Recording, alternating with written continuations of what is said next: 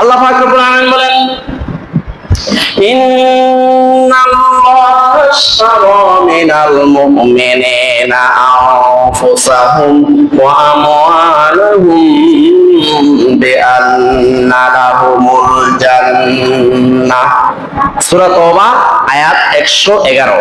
আল্লাহ রাব্বুল আলামিন বলতেছেন যে ইন্নাল্লাহা আশতারা মিনাল মুমিনিনা আনফুসাহুম ওয়া আমওয়ালাহুম, নিশ্চয় আল্লাহ রাব্বুল আলামিন তোমাদের জান এবং মাল ক্রয় করে নিয়েছেন। কেন? কি দিবেন তোমাদেরকে? বিআন্না লাহুমুল জান্নাহ, আল্লাহ পাক রব্বুল আলামিন তোমাদেরকে এর বিনিময়ে জান্নাত দিবেন। তাহলে আল্লাহ পাক আমাদের জান এবং মাল, আমাদের জীবন এবং আমাদের সম্পদ সবকিছু আল্লাহ পাক কিনে নিয়েছেন বিআন্না লাহুমুল জান্নাহ, এর বিনিময়ে আল্লাহ পাক রব্বুল আলামিন যা দান করবেন সেটা হলো জান্নাত।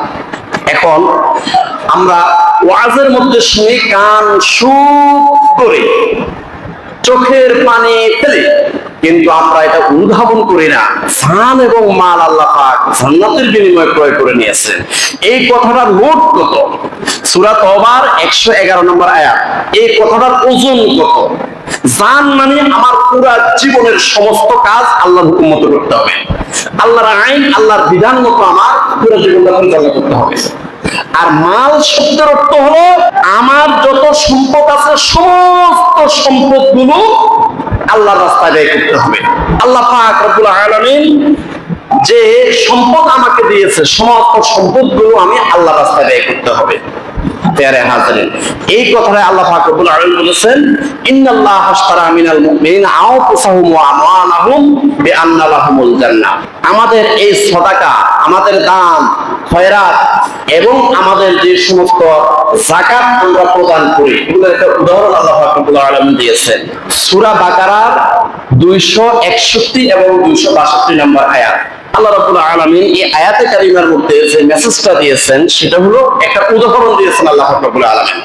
মাসালুল লাযিনা ইউনফিকুনা আমওয়ালাহুম ফি সাবিলিল্লাহি কামাসালি হাববাতিন আমবাতাত সাবআ সানাবিলা ফি কুল্লি সুমবুলাতিন মিয়াতু হাববাতিন ওয়াল্লাহু ইউযাইফু লিমান ইয়াশা ওয়াল্লাহু ওয়াসিউন আলীম। আল্লাহ রাব্বুল আলামিন বলেন, যখন তুমি একজন আল্লাহর বান্দা আল্লাহর রাস্তায় কোন একটা টাকা দান করে, আল্লাহ পাক উদাহরণ দিচ্ছেন, মাসালুল লাযিনা ইউনফিকুনা ফি সাবিলিল্লাহি কামাসালি হাববাতিন, যেন আল্লাহ পাক উদাহরণ দিচ্ছেন যেন সে একটা দানা রোপণ করলো, মাটির মধ্যে একটা বীজ সে রোপণ করলো, কামাসালি হাববাতিন আমবাতাত সাবআ সানাবিলা, সেই বীজটা থেকে একটা গাছ হইল, সেই গাছটা থেকে 7টা ছড়া তৈরি হলো।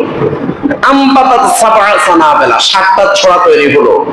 ফি কুল্লি সুমবুলাতিন মিয়াতু হাববাতিন, প্রত্যেকটা ছড়ার মধ্যে 100টা করে দানা হলো। তাহলে 7 100 700টা দানা হলো।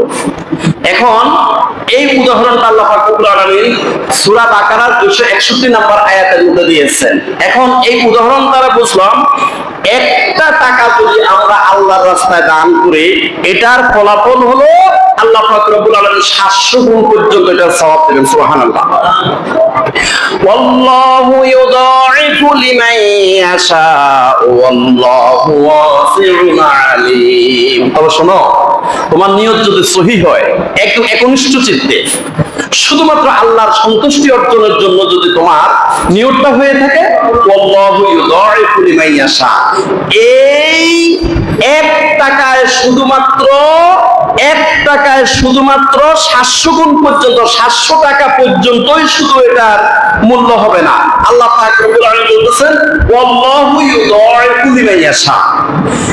নিয়ত সহি হলে, নিয়ত খালেস হইলে এই 700 গুণের চেয়েও আরো অনেক অনেক অনেক বেশি নেকি ওই ব্যক্তিকে দান করবে যারা ইখলাসের সহিত শুধুমাত্র লিল্লাহিয়া আল্লাহর উদ্দেশ্যে যারা দান সাদাকা করে।